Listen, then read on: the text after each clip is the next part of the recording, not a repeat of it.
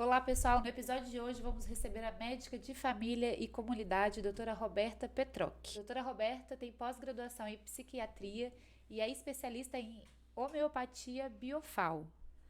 Também é cofundadora da Casa 85 e professora do curso de medicina da Multivix. Seja bem-vinda, doutora Roberta. Muito obrigada por ter aceitado o nosso convite e estar aqui hoje para a gente conversar um pouquinho sobre a sua jornada como médica. A gente tem muita coisa para conversar. Muito obrigada. Obrigada pelo convite. É uma alegria muito grande estar aqui, conversando com vocês, pessoas tão bonitas, com um trabalho tão especial, assim. É importante ter pessoas que fazem esse tipo de trabalho. Muito obrigada. A gente está no mesmo bolo, né? Você também tem um trabalho super especial. Eu queria começar conversando com você sobre medicina. A gente fala medicina de família e comunidade, certo? O que faz uma médica de família? Como que a gente encontra esse tipo de profissional? Boa. Gente, assim, eu não consigo falar de medicina de família e comunidade sem falar um pouco de história. Tá. Parece meio complexo, né? Mas o que acontece? Quando teve a Revolução Industrial, a gente teve toda uma mudança de um paradigma de trabalho. Então, da mesma forma que a gente tinha um artesão antes que produzia todo um sapato, ele fazia tudo, a gente começou a ter indústrias e passou a ter várias pessoas trabalhando para produzir aquele trabalho. Né? Então, uma pessoa ia estar lá, ia fazer só o salto do sapato, o outro só a sola, o outro só embalava o sapato. Isso é muito importante, né? Para a gente poder crescer, ter sapato para todo mundo e tudo mais. Com a medicina, foi a mesma coisa. Então, antes tinha um médico generalista que ia na casa da pessoa, olhava a família toda e tal. Só que com o tempo, para a gente conseguir estudar, pesquisar, evoluir, a gente foi fragmentando as pessoas em sistemas, em órgãos. E aí chegou o ponto que a gente fragmentou em DNA, para a gente conseguir estudar genética. Isso, obviamente, foi muito importante. Mas, além de todos os ganhos, tiveram algumas perdas, né? E aí a gente começou a ter a necessidade de ir voltando a integrar a pessoa, para ver a pessoa como um todo. Então, começou-se nas últimas décadas ter de novo essa necessidade de ter especialidades médicas que viam a pessoa como um todo, um ser integral. E não só isso, de ampliar o horizonte para a família dela, para a comunidade onde ela vive, quais são os principais ciclos delas. Se a gente observar, tem um pouco desse ciclo também acontecendo no restante das coisas, né? Então, hoje está tendo uma valorização de novo do sapato artesanal, né? Das coisas mais naturais, mais feitas pelo artesão e tudo. Então, é um movimento que eu vejo que está acontecendo não só na medicina, é um movimento social mesmo, e a medicina também acompanhou. Então, a medicina de família e comunidade é como se fosse retomando essa medicina mais ancestral, mais antiga, que acompanha pessoas de forma longitudinal. O mesmo médico pode te acompanhar desde criança até você ficar idoso, entendeu? Entendi. E vai para aquela casa, faz visitas domiciliares, conhece aquela família. Vou dar um exemplo. Tá. Teve uma vez, eu estava fazendo a residência médica ainda. Chegou uma mãe com um bebê para mim, falando que o bebê estava com muito refluxo, que o bebê vomitava, ficava regurgitando. E aí já tinha passado no gastropediatra, já tinha passado em diversos médicos que eram mais focais. E nada resolvia. Já estava com um monte de remédio e tal. Até que eu fui fazer uma visita domiciliar. Quando eu cheguei lá, eu vi que ela cortava o bico de todas as mamadeiras. Então, o jato do leite era muito forte. Sim. Isso estimulava a criança a vomitar. Nossa, então, se você não estivesse lá, se você não fosse em loco lá, conhecer o ambiente que aquela criança vive, você não ia conseguir saber disso, porque naturalmente, se a mãe corta um bico de uma madeira, ela acha que aquilo ali é natural, né, pra ela, não é algo que tenha que ser comentado, né? Exato. E assim, por isso que eu acho muito difícil a gente fazer saúde e cuidar do outro só dentro de um consultório, sabe? Então, quando a gente consegue sair um pouco do consultório, vir aqui fazer isso que a gente está fazendo, fazer visitas domiciliares e olhar para a pessoa e para o sistema dela como um todo, fica mais fácil a gente contribuir. Entendi. E você chegou na medicina de família e comunidade desde quando você ingressou na faculdade? Você conhecia esse tipo de medicina? Ou foi algo que você foi conhecendo, estudando, às vezes, sei lá, como que foi escolher essa especialização? Boa. Porque assim, a gente não encontra uma médica de família a cada esquina, né? Sim. E aí eu queria entender um pouco mais sobre isso. Você sabe que quando eu me formei, eu não sabia que existia essa especialidade médica. Olha. Não sabia. E aí, como eu sempre tive esse olhar mais generalista, e eu gosto realmente de lidar com idoso, a princípio eu pensei em fazer geriatria. Ah, tá.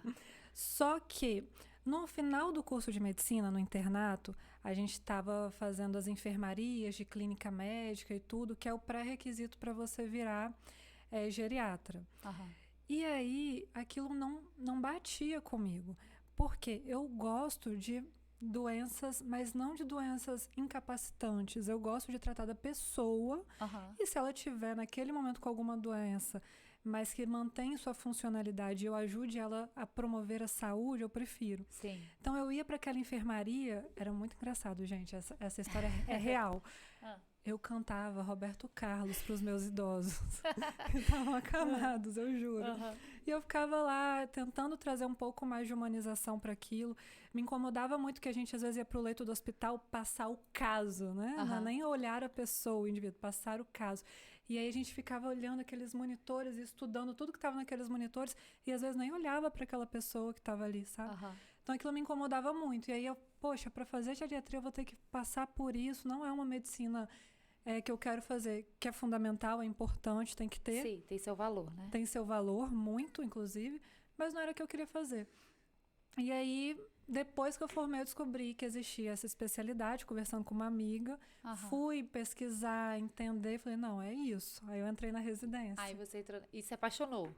De fato, você percebeu que era aquilo lá mesmo que você queria. Sim, eu falo que foi um resgate para mim, da medicina. Um resgate como médica, assim, né? Sim. Porque a gente tem recebido pessoas aqui e a doutora Luana, que é sua colega, né, sua amiga, a gente conversou muito sobre isso com ela, da importância da gente ter médicos que consigam olhar para além daquela doença que aquele paciente está no momento, né? Porque o que é muito curioso que eu percebo é que a medicina, por muito tempo, olhou mais para a doença do que para a pessoa, né? E aí aquela doença define aquele ser humano, sabe? E aí isso foi uma coisa que eu lembro que foi muito ruim para mim quando a gente descobriu que mamãe estava, enfim, com algum problema, né? A gente começou a perceber que ela não estava muito bem e a gente começou a ir atrás. E eu conto essa história que isso me marcou muito, que quando a gente começou a pesquisar o que ela tinha, começaram a falar pra gente que ela tinha alguma demência. Ela tem uma demência. Tá, tudo bem, ela tem uma demência, mas qual demência? Isso não importa, falavam pra gente. E eu falei, por que não importa? Não importa pra quem, né? Pode ser pra você, não pode importar, mas pra mim importa, porque pode ser uma demência frontotemporal, uma demência de Alzheimer, pode ter muita familiaridade entre uma e outra. Mas a minha mãe é uma Lícia, tem uma demência frontotemporal, ou demência de Alzheimer, enfim. Isso é uma particularidade dela, né? E aí, quando a gente começa a ter uma postura diferente dos médicos, de olharem para a Lícia, que hoje está com Alzheimer ou com outra demência, que eu acho que a gente chega no lugar ideal para essa família e para esse paciente, certo? Perfeito. Eu amo quando você fala, não importa para quem. Né? É isso. A gente precisa entender que, às vezes, para aquele olhar técnico e biomédico, talvez as orientações e até mesmo a medicação que ela vai usar é a mesma. Mas espera aí, o ser humano não é só uma máquina, né? Longe disso. Nós temos muito longe disso, né? Todas as questões biopsicossociais e emocionais, né? Então, e aí, se a gente não aprende, e é uma coisa que não é muito falado nos cursos de medicina antigamente, agora as coisas estão evoluindo, se a gente não aprende habilidades de comunicação, se a gente não aprende habilidades socioemocionais, a gente não consegue acessar a pessoa nisso e responde uma coisa dessa achando que está tudo bem responder isso. E não tá, né? Assim, é muito comum que as famílias se questionem, assim, na verdade isso é algo que não é muito falado, eu penso assim, talvez entre médicos possa ser falado ou não, assim, mas a gente não ouve muitas pessoas reclamarem dos médicos, né? O médico tem um lugar diferenciado na sociedade, né? Então, os médicos, eles têm um lugar que é um pouco inacessível, né? E eu acho isso ok, né? São pessoas que cuidam das nossas vidas, é uma especialidade muito relevante e assim, é muito sensível. Só que essa coisa do lidar, igual você estava falando sobre a comunicação do médico, que hoje a faculdade está começando a olhar, a tratar isso, é muito importante. Quantas vezes que a gente já foi em internação da minha mãe, por exemplo, quando ela já estava sei lá, no último ano de doença dela, que a gente entrava para uma internação, às vezes por causa de uma febre, tá? Não era nada, às vezes por causa de uma febre persistente e tudo mais, a gente entrava, o hospital chamava a gente, fim de vida.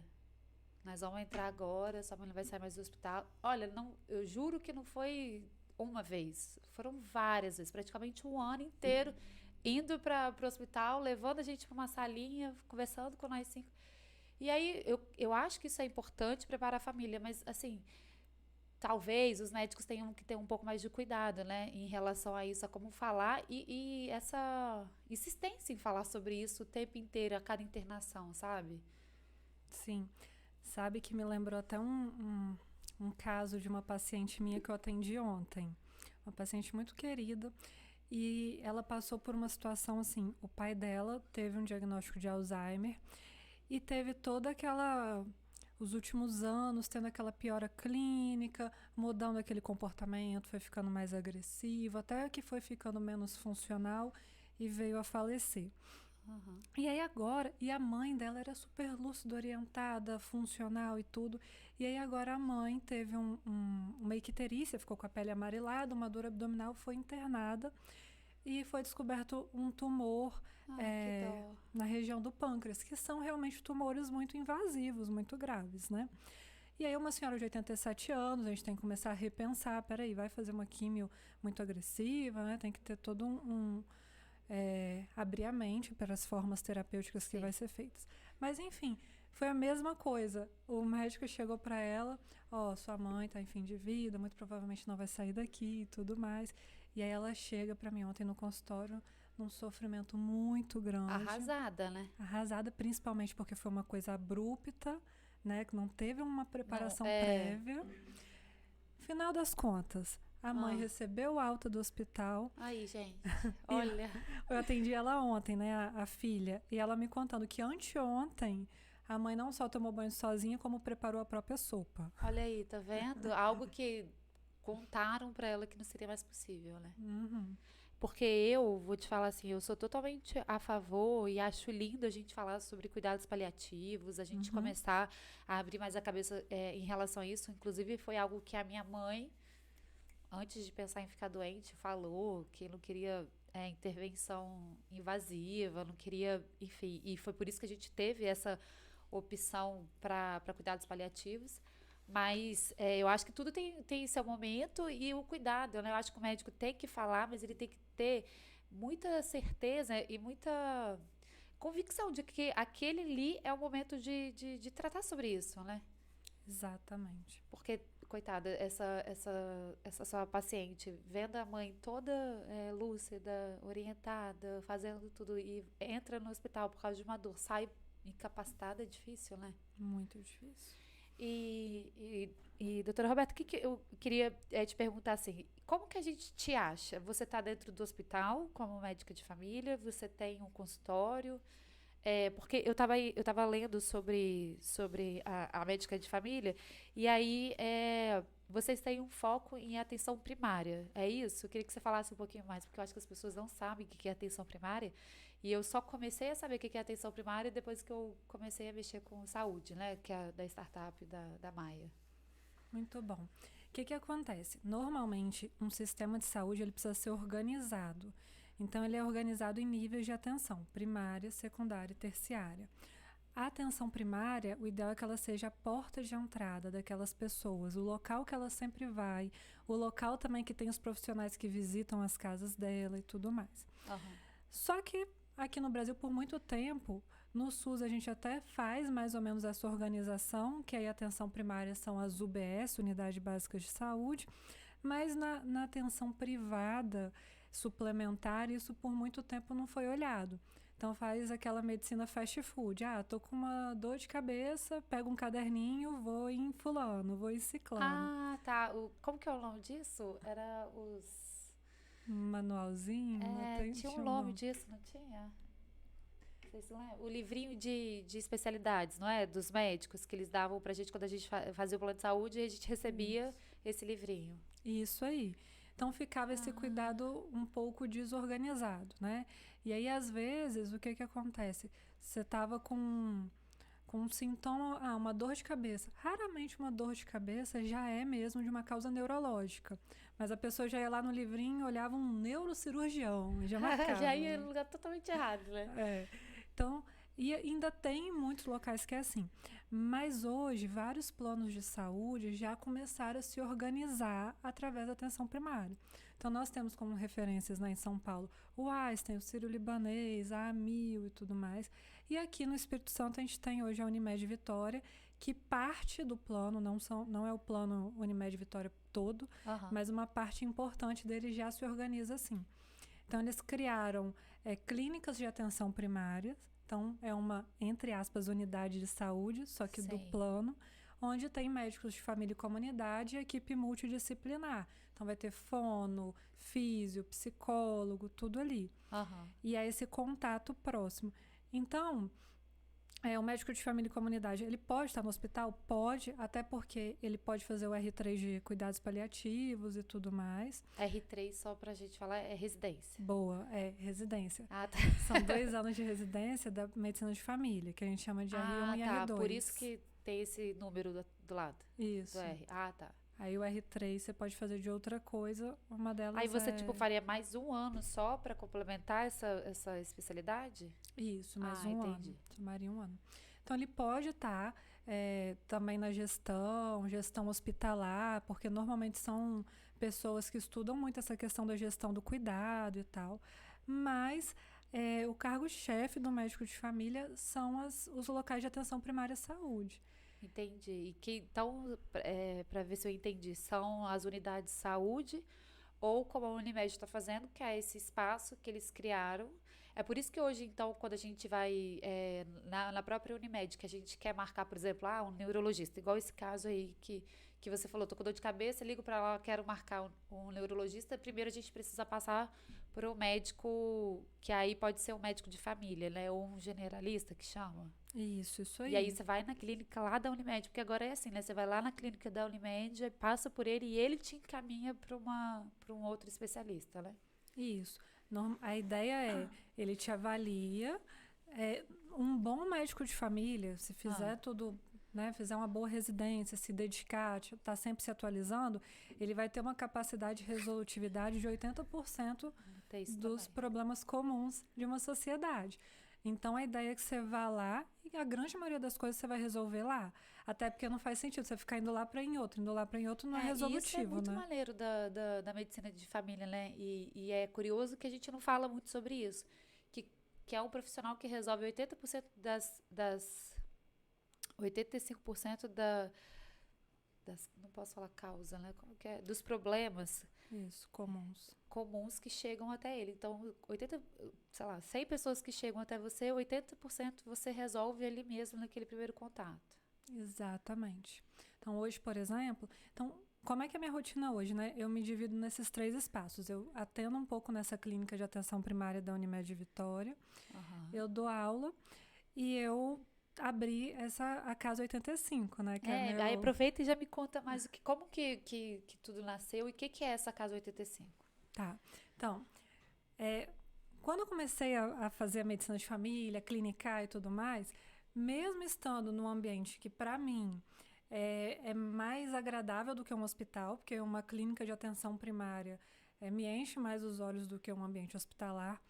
Mesmo assim, ainda tinha necessidade de mais coisas para deixar o ambiente mais agradável, terapêutico, aconchegante. Então, por exemplo, a clínica da Unimed que eu atendo hoje é um ambiente totalmente corporativo, num prédio, não tem uma área verde, as janelas precisam ser todas trancadas, né? Uma clínica, um ambiente corporativo. Tá.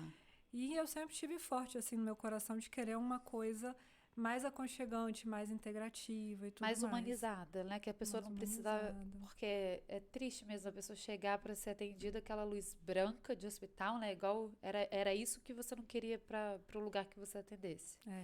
UTI, aquela temperatura fria, gente, lembra? Um ar-condicionado gelado, né? Sofrimento aquilo, gente. É muito ruim. E isso remete, na hora que você chega, isso você pode até não ter uma consciência de que aquilo lá parece... Pode não ser, assim, a aparência de uma UTI, mas a sensação te remete a isso, né? Exato. E aí eu tinha essa casa, que era a casa dos meus avós, que ficou fechada há 10 anos. Olha! De 2013 a 2023. Um casarão da década de 50.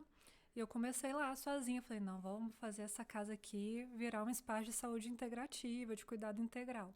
Comecei capinando quintal, porque tem um quintal, uma área verde. Tirando o móvel antigo e tal. E nisso foram chegando outras grandes médicas que eu admiro muito, que se interessaram em participar. Então, hoje a gente reformou a casa. Tudo que a gente pôde manter da década de 50 a gente manteve. A gente está fazendo uma área verde atrás, com uma cantina, já tem uma horta. Ai, que legal, que delícia. Exatamente, para a pessoa poder chegar lá e pegar mesmo ali as plantas para tomar um chá, para fazer um escaldapé, né, tudo bem, pé de abacate, pé de goiaba. Ai, que delícia. E aí eu falo que é um refúgio no meio da cidade. E aí lá tem esse cuidado de atenção primária, de medicina de família. Mas, como na minha trajetória eu fui me atentando mais para as outras habilidades, então eu fiz a especialização em psiquiatria, agreguei o biofal, o mindfulness, o cannabis medicinal. Então, lá eu faço mais essa abordagem de saúde mental integrativa. Tá, entendi. Então, os dias que eu tô lá, eu tô ajudando as pessoas que têm transtornos mentais comuns. Sempre posso usar medicamento, alopatia, mas sempre integrando uma aromaterapia, uma técnica de respiração, sempre trazendo alguma coisa assim. E quais são essas... Explica pra gente o que são essas... que você falou agora de... você não usou doença, mas doenças psiquiátricas, como que você... os transtornos mentais comuns. O que são esses transtornos comuns? Eita! Transtornos mentais comuns. Quais são eles? São basicamente os transtornos de humor, depressão, transtornos de ansiedade, fobia social, fobia específica, aquela pessoa que tem uma fobia de barata, por exemplo, insônia, que é muito comum, né? Olha que legal. É isso. Um déficit de atenção, um espectro autista leve. É diferente, por exemplo, não entra nesse espectro as síndromes psicóticas, as esquizofrenias, esse tipo não. Entendi. Outra coisa que a gente aborda muito nos transtornos mentais comuns são os vícios, né? Tabagismo. Ai, que bacana. Vício de videogame, pornografia. Tem muitos vícios, né, hoje em dia. E aí você trata isso tentando ter uma abordagem mais natural. E aí você falou sobre... A cannabis, você faz a aplicação do canabidiol para tratamentos psiquiátricos, igual você falou. Isso, os que têm indicação. Normalmente, o que eu faço? Eu vou, na primeira consulta, a gente vai sentindo não só o que pode ser usado para aquele diagnóstico, mas a gente principalmente vai sentir o que a pessoa tem abertura para isso. Tá. Por isso da abordagem centrada na pessoa, que era aquilo que a gente estava falando lá no início. Então, tem gente que ainda não entende muito a diferença do cannabis medicinal para uma maconha, por exemplo. Porque a pessoa pode ter um preconceito e não levar muito bem essa indicação. Isso. O biofal, por exemplo, como a base do tratamento é homeopático, tem gente que não gosta, já tem... Homeopatia, tem gente que ou tem histórias que amam, que fala, me curei com homeopatia. Ou o outro que já olha torto. Tem um preconceitozinho assim ainda, né? Então, a gente vai sentindo muito o que a pessoa está aberta e o que é possível dentro daquele diagnóstico, né? Entendi. Voltando um pouquinho para a gente depois se aprofundar na Casa 85, quando você fala lá na Unimed, que você trabalha lá na clínica, né, que é como se fosse uma unidade básica assim, da Unimed, eu lembrei também de uma médica que sempre atendia a gente quando mamãe tinha o plano de saúde da Unimed. E toda vez que mamãe saía do hospital, a gente conversava com essa mesma médica, que era do setor de deshospitalização. É comum que a médica de família também esteja nesse setor, porque eu acho tão importante a gente ter uma abordagem de uma médica centrada na pessoa, sabe? Olhando, conseguindo trazer a família junto dessa deshospitalização, passando para a família como que vai ser esse processo agora, né? Um pouco mais para frente, como que essa pessoa entra e depois sai. Eu acho isso tão importante, né? Perfeito, é muito comum, muito importante. E eu, de verdade, acho que é algo que, inclusive, tem que ser fortalecido, sabe? Não só na medicina de família, mas nas outras especialidades generalistas, como a própria geriatria, cuidados paliativos e tudo mais. A gente precisa... tem uma palavrinha que eu amo, que é a longitudinalidade, né? Então, a gente tá ali antes da pessoa internar, durante e após. A gente precisa estar acompanhando. Eu acho muito legal. O que aconteceu hoje? Que eu acho que isso é um caminho que a gente está percorrendo, né? O plano de saúde com esse olhar de atenção primária que eu acho que está evoluindo pra caramba. Mas eu tenho um amigo que me mandou uma mensagem hoje que ele está indo pra casa da mãe dele, eu acho que mora no sul, a mãe dele, e a mãe dele caiu, uma idosa de 70 e poucos anos, ela caiu, a princípio fraturou o ombro, deu entrada no hospital, aí, enfim, colocou um coletezinho, uma tipóia e tal.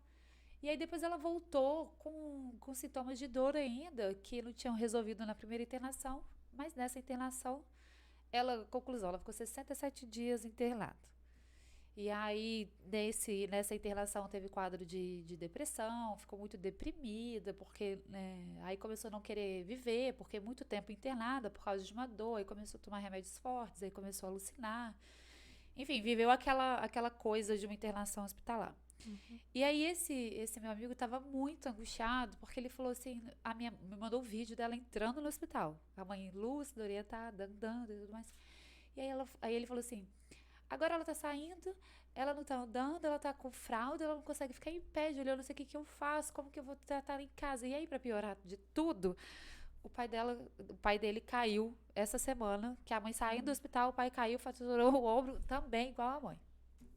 E aí eu falei com ele, olha, é muito comum que a pessoa dê entrada no hospital andando, saudável, e que ela saia depois de 67 dias de internação sem andar, porque a pessoa se não levantou, sente muita dor. Idosa vai perdendo musculatura, força e tal. E aí eu fui falando com ele, dizendo assim, da minha experiência sem ser médica, leiga e tal. E aí na hora aí eu pensei assim, eu vou até falar com a doutora Roberta sobre isso, porque a falta de uma orientação, entendeu o que eu falo? Assim, da saída do hospital, de uma médica que consiga olhar para a família também, não só para o paciente, entende? De não dizer só assim, olha, agora ela vai sair, vai ficar com fralda, sei lá, fisioterapia 3 vezes na semana, não sei. Dizer, sentar e explicar por que isso aconteceu, entende? Que eu acho que isso que eu sinto falta, e eu acho que a gente tem que caminhar para que essa especialidade esteja cada vez mais forte presente no hospital. Sim. Não é isso? Então, eu realmente acho que muito importante, fundamental ter cada vez mais médicos fazendo esse papel. Não só médicos, né, mas toda a equipe interdisciplinar tá atuando nessa área. E entender que não é só essa senhora que ficou adoecida. Nesses 67 dias de internação, esse filho também adoeceu. De algum grau, ele também entrou num estado de sofrimento. Isso precisa ser olhado, precisa ser cuidado. É muito curioso falar isso, né? Porque a gente abriu a Maia simplesmente por isso, assim, para cuidar dessas famílias, porque a gente tem uma atenção para esse paciente, porque normalmente o médico foca lá na doença, ou os médicos que olham como um todo e tudo mais, esse paciente normalmente está bem assistido, mas a família fica muito sozinha, muito perdida nesse processo todo, porque não conhece a doença, ou não esperava que fosse acontecer um acidente, né? E estava tudo bem, agora está tudo muito ruim. E é muito, muito importante que a gente caminhe para cuidar das pessoas que estão envolvidas no processo de doença daquele paciente, né? Sim. Tem um diagnóstico que a gente chama de estresse do cuidador, por exemplo, né? Que é quando a pessoa, vamos supor, no caso de um idoso, que vai perdendo um pouco as suas capacidades das atividades da vida diária. Então, ela vai perdendo ali a capacidade de tomar um banho, de cozinhar, ou então depois vai ficando até mesmo disfuncional. E aí, a família, por exemplo, às vezes tem vários irmãos, vocês se dividem para cuidar, mas é comum, não estou falando que é sempre, mas é comum ter um que é meio que a referência. Eu falo que é sempre. Eu estou falando assim, do que a gente tem como experiência, sempre tem uma balança que pesa para mais para um lado, né? Exato, a gente vê muito isso. E aí esse um que acaba sendo essa referência, ele vai entrar em sofrimento em algum momento. Então, a gente entender que existe um diagnóstico chamado estresse do cuidador, e que existe como a gente prevenir isso, e que existe como identificar logo no início e fazer tratamentos, é muito importante. E fazer também essa questão até mesmo, entre aspas, educativa, de ajudar a melhorar essa divisão dessas responsabilidades e tudo mais. Sobre estresse do cuidador, foi algo que a gente até falou recentemente nas nossas redes sociais, em função disso que eu recebi uma cliente lá na empresa e ela falando que ela passa por isso, né? Ela vive isso atualmente porque ela tem 2 irmãos e os irmãos, enfim, né? Deixam tudo na mão dela. A mulher, eu acho que é muito mais comum, né, Roberto, passar por isso, porque normalmente os homens acham que a mulher tem mais capacidade de resolver essas coisas do que os homens. Quando, na verdade, eu acho que isso é um mito, né? Lógico, ixi. Porque o homem tem completa capacidade de resolver qualquer coisa do jeito que a mulher resolve. Às vezes, para não ter o cuidado de toque, né, aquele de dar um banho e tudo, mas tudo que envolve o cuidado de um paciente, quem dera que fosse só o ato de estar ali fazendo companhia, dando um banho e tudo mais, né? Envolve tantas outras coisas, né? Sim, muita burocracia, gestão financeira, lidar com todas essas questões do plano de saúde. E também tem uma coisa que eu acho muito importante, assim, que eu acho que você tem mais condição de falar, se é comum, assim, você ver, que é aquele caso do cuidador familiar, que tem mais responsabilidade, né? Ou seja, aquele que toma mais à frente das coisas, das burocracias e tudo mais, e que ele normalmente é o contato do médico. Então, por exemplo, se acontece alguma coisa com esse paciente, vamos supor que o paciente está internado, né? Se o médico vai reportar alguma coisa ruim, né? Ou alguma coisa que aconteceu, sempre vai ser esse familiar, porque é o contato do médico, né? Exato. Aí fica ali sempre recebendo as más notícias também, né? Que eu acho acho que a pior parte do cuidador familiar é ficar na função de receber notícias ruins. A gestão financeira é muito chata, muito burocrática e tudo mais, mas assim, é um estresse a mais, né? Mas além do estresse, é um sofrimento, igual você falou antes, né? É um sofrimento, parece que a gente adoece junto, né? É muito comum que as famílias vivam isso em função de um paciente, de uma mãe ou de um pai doente, né? Demais, demais. A gente precisa estar olhando mais para isso, sabe? Até porque vai ser cada vez mais comum, né? A gente precisa, quando a gente fala muito de estilo de vida, de abordagem centrada na pessoa, é porque a gente quer copiar aí o pessoal da Blue Zones, né? Que são aqueles países, aquelas cidades onde tem a maior expectativa de vida com maior qualidade de vida. Mas a gente sabe que a gente foi por um caminho momentâneo, que eu espero muito que isso vá mudando, de aumentar a expectativa de vida sem essa qualidade de vida inicialmente. Então a gente está com essa situação, é uma realidade e vai ser nos próximos anos até a gente conseguir manobrar isso. Então a gente precisa saber olhar e cuidar para isso, né? Porque a gente fala sobre uma expectativa maior de vida, né? Que é isso, a gente vai ficar vivo até uma mais idade, às vezes sem saúde e com uma rede de apoio menor, cada vez mais reduzida, né? Exato. Porque você, como médico de família, você percebe como que as famílias estão diminuindo cada vez mais, né? Isso aí. Eu fico pensando assim, se a minha mãe tivesse 1 filho, 2 filhos, eu não sei como que seria. É muito complicado, né? E eu fico realmente pensando, essa coisa do pai ou da mãe que adoecem, que só tem 1, 2 filhos, é a mesma coisa da mãe, hoje em dia, que é o mesmo paralelo, né? Da mãe que vai ter 1 filho, mas que não quer ter muito mais filho, porque não tem mais rede de apoio, né? Porque antes a gente acha que a nossa mãe tinha mais rede de apoio, né? Mas que nada, eu acho que vivia a mesma coisa que a gente, só que elas eram mais corajosas, eu acho. Você já tem filho? Não, ainda não. Tô enrolando o marido, gente, mas tá ficando meio difícil de enrolar. Eu não vou conseguir enrolar muito tempo mais, não. Mas você quer ter filho? Quero sim. Tá. É porque é aquela coisa, né? Eu falei, vou parir primeiro a casa, né? Que eu comecei, e depois eu foco no filho. E agora as coisas começaram a caminhar e tal, daqui a pouco E a casa tem quanto tempo, falando nisso? Então, a gente abriu as portas em dezembro. Olha, é muito neném ainda, né? Isso, dezembro do ano passado. É muito neném. A gente ainda quer, inclusive, fazer um marco mesmo, um registro de inauguração, mas a gente está funcionando, portas estão abertas, tendo atendimento, e aí vai desde atendimento de ventosoterapia, reiki, escalda-pés, até medicina tradicional, pediatria, ginecologia, medicina de família. E todo mundo que está ali, todo profissional que está ali, tem esse olhar para essa medicina que a gente tem conversado, né? Isso é um dos requisitos para estar lá, né? Exato. A gente precisa ser criterioso para formar essas parcerias. Qual é o critério, né, que eu e as minhas sócias colocamos? Olhar integral e singular para o indivíduo, estar aberto às práticas sutis, às práticas integrativas e estar respaldado também no lado científico. Porque quando a gente fala de práticas integrativas e complementares, a gente tem um limiar muito pequeno entre um charlatanismo e uma prática integrativa para complementar um cuidado. Então, a gente tem que... Todo mundo, a gente para, senta, conversa, faz uma reunião, entende.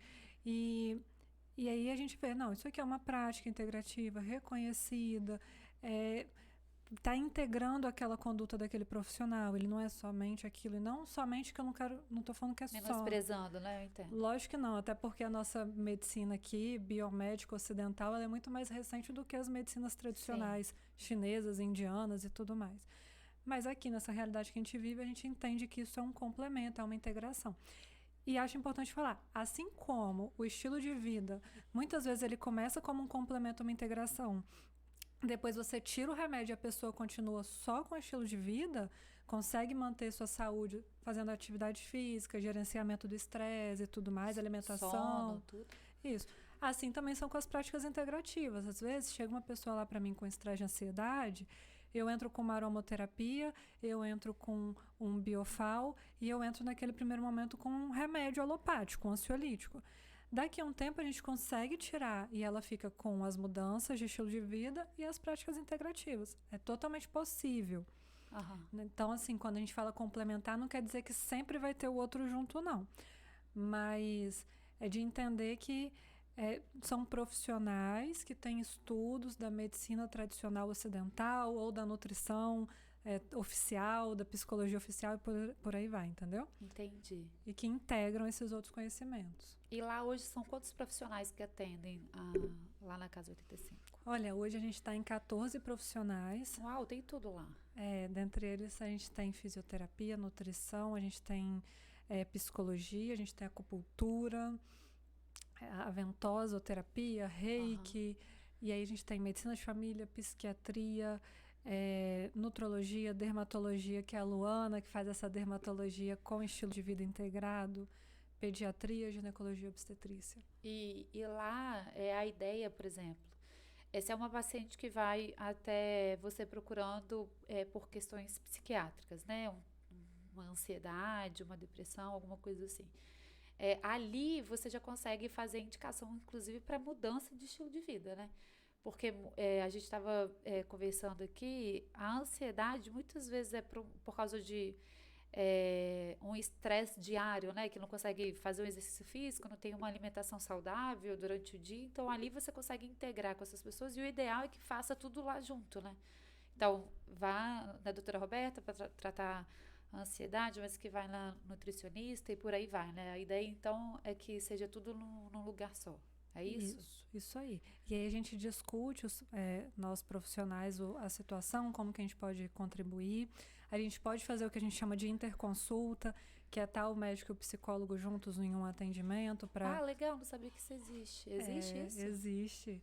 É super interessante. As interconsultas, a gente pode juntar o médico com o nutri, o psicólogo com o médico, e assim a gente faz esse momento compartilhado para ajudar a desenvolver o plano de cuidado daquela pessoa. Mas isso, gostei disso, mas isso é algo que é prática lá na Casa 85 ou isso é comum? Porque eu nunca vi isso. Porque eu imagino assim, coitado do nutricionista, né? Às vezes o nutricionista tem toda uma dieta, um cardápio, né, pro paciente que tem lá, tem chance de dar certo, mas empaca por causa da ansiedade, né? Porque a pessoa desconta na comida. Então, o nutricionista às vezes fica refém daquele paciente, daquela outra, sei lá, patologia, não sei se posso falar, daquela outra doença que ele não consegue tratar. Exatamente. Não é uma prática só da Casa 85, tem em vários serviços de atenção primária à saúde bem qualificados, tem esse tipo de atendimento e a gente integrou para o nosso. E aí ajuda muito nesse tipo de coisa. Você sabe que na época que eu fazia residência ainda, que eu estava atuando no SUS, teve uma paciente, que você falou essa história da nutricionista, me lembrou, que ela estava com diabetes muito mal controlado. Porque ela não tinha realmente condição de comprar os alimentos ideais, assim, e tal. E aí o nutricionista não sabia direito disso e falou que ela precisava trocar o açúcar pelo adoçante. E aí depois... O açúcar R$2, o adoçante, sei lá, nem sei quanto que é, 7, 8. Exato. E aí a gente foi fazer uma visita domiciliar depois e aí não tinha comida, mas tinha um adoçante. Ai, que dó! É uma história triste, assim. Mas para você ver como que é importante ter esses momentos, sabe? Da gente conhecer a realidade da pessoa, da gente estar junto, da gente discutir junto aquela situação. O Roberto, isso parece que eu amava assistir Dr. House. Você lembra que o Dr. House... Gente, mas é muito engraçado a gente falar isso, mas como que é isso aí que você está falando? Às vezes ele não conseguia identificar qual que era o problema do paciente, aí a equipe na casa do paciente fazia uma verificação e lá descobria que é alguma coisa que ele comeu, alguma coisa, né, infecção do ambiente, sei lá. É exatamente essa a ideia, né? Você conseguir olhar pro... E você faz essas consultas domiciliares? Como é que existe essa possibilidade de te marcar uma consulta com você para fazer um acompanhamento em casa? Hoje, o que eu faço? Dos meus pacientes que eu já acompanho de forma longitudinal e tudo, aí eu faço, se tiver necessidade, as consultas domiciliares. Mas uma consulta única, individual, de alguém que eu não acompanho, eu não tenho feito mais. Tem lá na Casa 85 médicos que fazem, o Caio, que é maravilhoso, médico de família, inclusive. Uhum. Eu gosto de fazer o acompanhamento, e aí esse acompanhamento ele vai ser dinâmico. Tem dia que vai ser teleconsulta, que é o mais prático para a pessoa, tem dia que ela vai lá na clínica, tem dia que eu vou na casa dela, e a gente vai mesclando isso. Ah, entendi. Você também faz, então, telemedicina? Faço. Isso, como que você enxerga a telemedicina, assim? Eu acho que abriu portas para as pessoas que não tinham acesso, né, a médico. Acho que é um marco na história, assim, da medicina, né? A possibilidade da gente conseguir tratar uma pessoa que não tenha acessibilidade, acesso à medicina, né? Sim. Eu lembro que eu tinha feito um curso de formação em telemedicina em 2019, antes de começar a pandemia. E na época falaram, Roberta, você é maluca, isso nunca vai ser aprovado, isso não vai acontecer. Aquelas coisas que falam pra gente que nunca vai chegar perto da gente, essa coisa da tecnologia. E aí você piscou 2020. E aí o que aconteceu? Eu e mais 3 médicas, que eram as médicas que tinham feito o curso, fomos as pessoas que foram convidadas para ajudar a implementar, né? Claro, teve toda a equipe de TI que salvaram a gente, a telemedicina da Unimed durante a pandemia. Uau, que maneiro! Sim. Então, assim, eu acredito muito que a gente tem que estar aberto às coisas. Vai substituir uma consulta presencial? Não, vai ter momentos que a gente vai precisar, né? O toque, ele é muito importante, principalmente quando a gente fala de questões clínicas, né? Você fazer um bom exame físico, um bom exame abdominal, ausculta, aferição de pressão, né? Mas, por exemplo, quando eu estou fazendo os tratamentos de transtornos mentais comuns, que é mais essa parte emocional, muitas vezes eu tenho pacientes que não são daqui do Espírito Santo e que flui super bem somente em telemedicina. Então, vem como um bom complemento. Às vezes eu faço a primeira consulta presencial e aí o retorno faz como telemedicina, facilita a vida de todo mundo. Então, eu acredito que veio para ficar. Eu também eu torço para isso, para que tenha vindo para ficar. Eu acho que abriu portas, abriu possibilidade tanto para os profissionais, né, que às vezes também não tinham condição de deslocar, sei lá, às vezes do hospital para um consultório, né, enfim, resolveu muita coisa. Mas o que eu mais acredito é que ajudou as pessoas que tinham pouco acesso à medicina, né? Eu acho que isso foi fundamental. Inclusive para esse tipo de paciente psiquiátrico, né? Que tem algum transtorno. Porque tem muita gente que hoje faz mais... você consegue manter mais a regularidade da terapia, porque ela é online, né? Isso. Você concorda com isso? Porque eu mesma, assim... O fato de eu ter que ir à minha psicóloga, me quebrar a rotina todo dia do trabalho, às vezes me deixava sem vontade de ir. Mas com a consulta online, fluía muito mais fácil para mim, porque parava, fazia a terapia com a minha psicóloga e voltava rapidamente para o meu trabalho, para as coisas que eu tinha que fazer, né? Exato. Antes pegava trânsito, pagava estacionamento. Levava multa de parquímetro aqui em Vitória. Roberto, uma coisa que eu queria te perguntar é o seguinte... a gente cuida de muitos idosos e muitas famílias ficam estressadas, elas brigam entre si por causa do estresse de cuidar do paciente idoso. E aí, voltando para aquilo que a gente já falou, né, de olhar para a família inteira e não só para o paciente, você tem um olhar, uma forma de cuidar dessa família quando está nessa situação de pico de estresse? Sim, total. Eu costumo falar que o adoecimento muitas vezes é uma oportunidade da gente se conhecer melhor, investir no nosso autoconhecimento. A gente tinha falado lá mais atrás, né? Acabou que o assunto foi migrando sobre as pessoas que têm um único filho e vai cuidar, vai ser cuidador. Eu passei por isso na minha forma. Eu estava no internato de medicina, minha mãe ainda não era uma idosa, mas já estava caminhando para isso e descobriu um meningioma, que era um tumor cerebral, é um tumor benigno. Mas no caso dela foi um tumor grande, o tamanho de uma laranja, assim. Meu então Deus. Precisamos fazer uma neurocirurgia e tudo mais. E eu, por parte de mãe, sou filha única. E minha família materna é mineira, então Meu Deus. Aí tava sozinha aqui no Espírito Santo. Isso. E ali, e no internato de medicina, você imagina. Então ali eu me deparei com um grande estresse. Então, foi nesse processo de adoecimento da minha mãe que eu tive a oportunidade de me conhecer melhor, de curar a nossa relação mãe-filha, porque você imagina, né? Normalmente...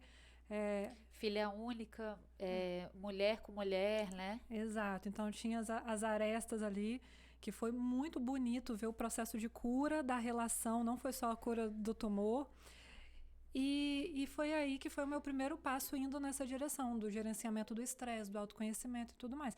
Claro que depois disso, né, eu me formei, fui fazer residência, e eu fui fazendo todas as formações, né, tanto que hoje eu sou instrutora de Mindfulness, que é uma técnica para ajudar a exercitar a atenção plena e tudo mais. Mas então, eu acredito muito nisso.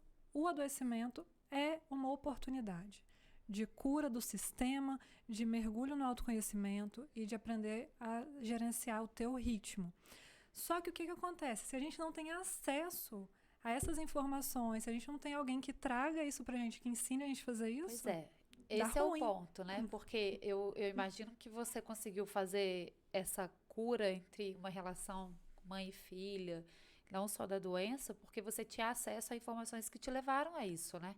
Porque não é o que eu vejo, assim, a gente não consegue falar para um cuidador familiar, olha, vem cá, aproveita isso. Coitada, a gente vai, dependendo da forma que a gente faça, na maior das boas intenções, a gente vai ser apedrejado, né? Imagina. É até pouco empático, né? Aproveita pra curar a sua relação com o teu pai. Sabe aquela conversa de... olha, você tem que olhar pro lado bom, sabe? Meio coach, né? Deus não dá o frio... qualquer... Dá só o frio conforme o cobertor, sei lá. Enfim, tem vários ditados aí, mas não é fácil de você acessar isso no olho do furacão, né? Sim, sim. Meio frase de autoajuda, assim. Como que você faz? Então, o que acontece? Como que isso apareceu para mim, tá? E aí hoje eu estudo e ajudo o máximo que eu posso os meus pacientes. A primeira coisa que apareceu foi a meditação.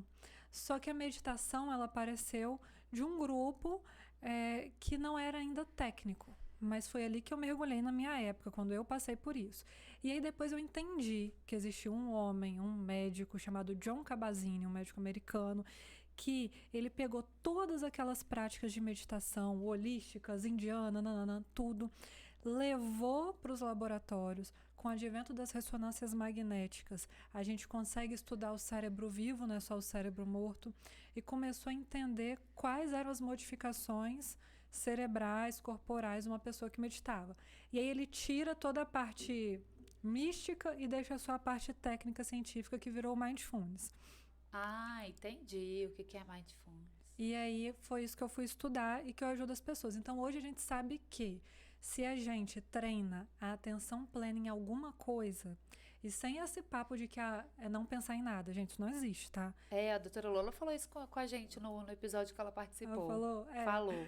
Não existe. Ela usou exatamente isso. Não existe não pensar em nada. Tem que pensar em alguma coisa, não é? Isso. Só que aí vão surgindo outros pensamentos, como se fosse uma água com gás, que as borbulhas vão surgindo, é natural. E aí você identifica que surgiu outros pensamentos, respira fundo e volta para aquilo ali que você se propôs a prestar atenção. Essa é a musculação do cérebro, essa é a prática de Mindfulness, e isso vai fortalecer teu lobo pré-frontal. Então, isso eu ajudo as pessoas, os cuidadores, os pacientes a fazerem. Precisa, mais uma vez, aquela palavrinha longitudinalidade, eu tenho que ir acompanhando para isso ir integrando a pessoa. Normalmente a gente começa com 1 minuto, 2 minutos, que é o que é possível. Porque é muito difícil no início você conseguir fazer, né?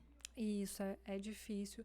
E fortalecer muito as práticas que podem te ajudar a fazer isso de forma informal. Então, coisas que a gente esqueceu, que antigamente a gente fazia muito, andar de bicicleta, fazer um trabalho manual, são coisas que te ajudam também a ter atenção plena.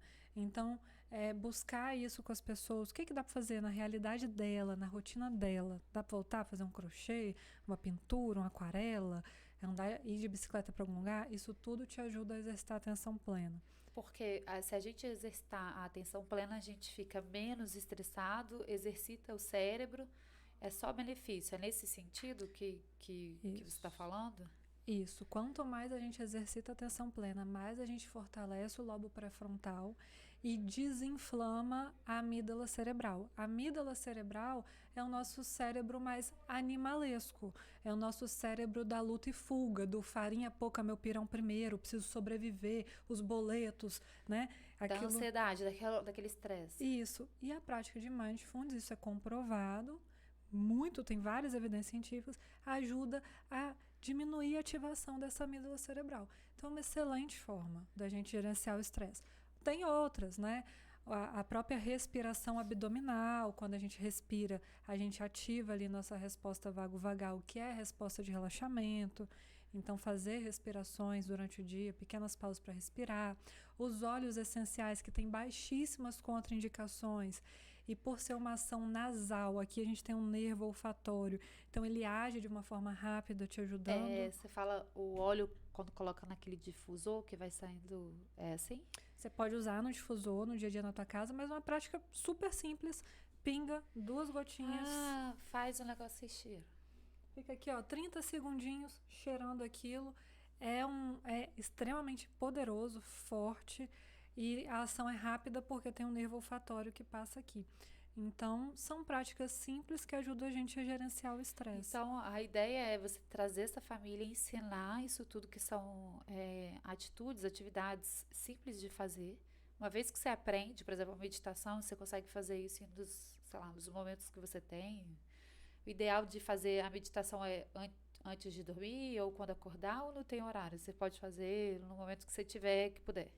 A hora que der. A gente fala que se você conseguir não fazer com o estômago muito cheio, tipo, acabou de almoçar um pratão e fazer, não é tão interessante.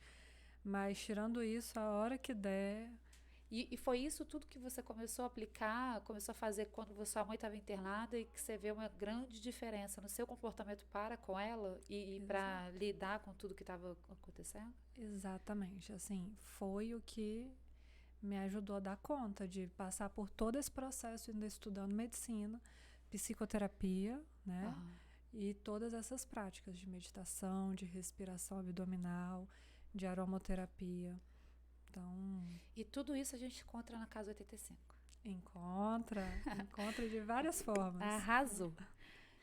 Bom, recebemos hoje aqui no nosso 4º episódio a doutora Roberta Petrocchi, que é médica de família e comunidade, tem pós-graduação em psiquiatria e especialidade em homeopatia. E é professora, enfim, tem 32 anos só, gente. Eu não dou conta de quanta coisa que essa mulher faz.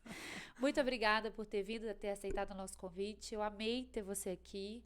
Ela é fundadora da Casa 85. A gente vai deixar endereço, Instagram, tudo aqui para vocês terem acesso. E é só bater lá naquela porta que você sai de lá outra pessoa, né? Renovado, estaremos lá com as portas, os braços e os corações abertos para receber todo mundo. Eu quero agradecer muito, muito mesmo. Isso aqui que a gente está fazendo é promoção de saúde. Exatamente. Então, parabéns pela força, pelo movimento de todos vocês. Eu sei que não é fácil manter uma disciplina com esse tipo de programa, né?